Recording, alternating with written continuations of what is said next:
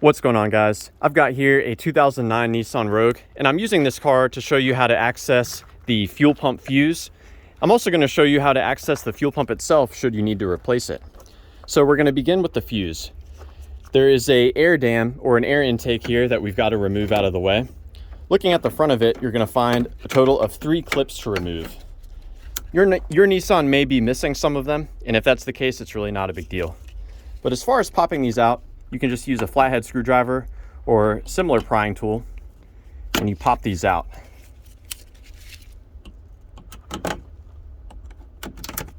So once you get all of them out, you can just remove the clips and set them aside. At this point, you should be able to just grab this whole entire intake piece and yank it out towards you. So it helps to pull up, torque it up and pull it out. And keep in mind here, there is another air intake that goes into the receiver here at the bottom.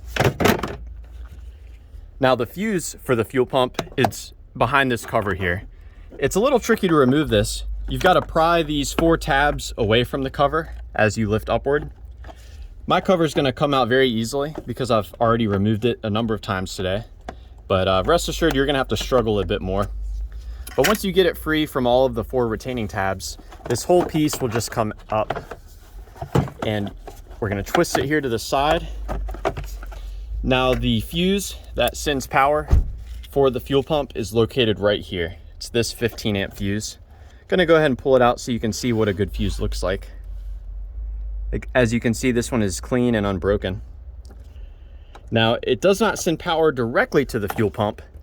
It instead sends power to the fuel pump relay, which is built into this assembly. It's not serviceable, unfortunately, but we can check to see if that relay is providing power to the fuel pump by examining the wiring that goes to the fuel pump itself. So we can access that wiring and also the top of the fuel pump underneath the rear seat on the passenger side. So to get this rear seat upward, you basically grab it on the front and just yank it up. So looking down here, it's retained by this little metal tab going into a receiver here. So you'll have to do that on both sides to get this seat pulled up and out.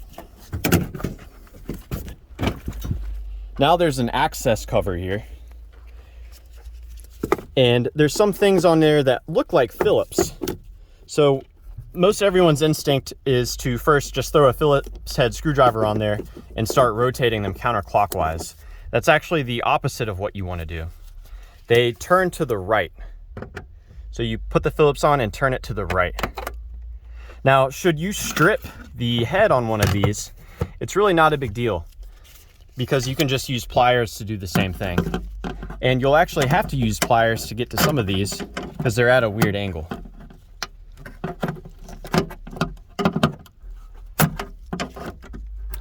So there's one in each corner. And once we get them rotated all 90 degrees, this whole cover should come right out.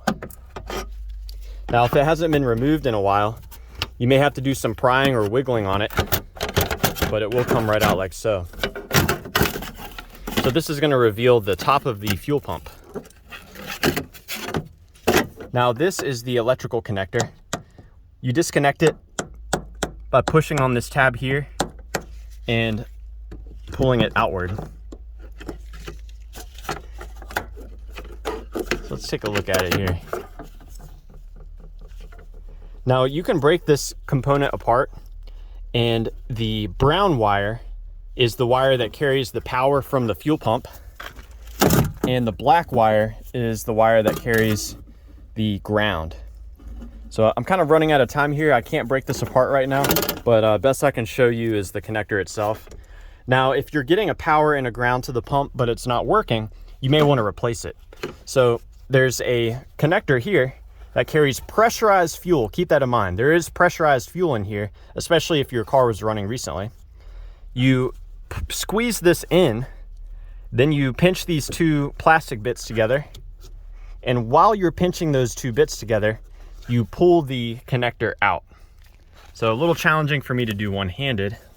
Let me see if I can do it this way.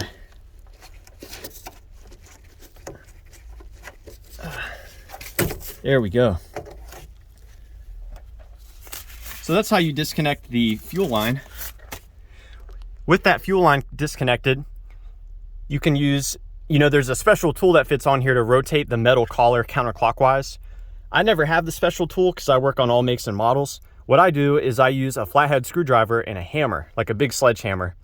And I put the screwdriver on these little tabs and I hammer it in a counterclockwise direction.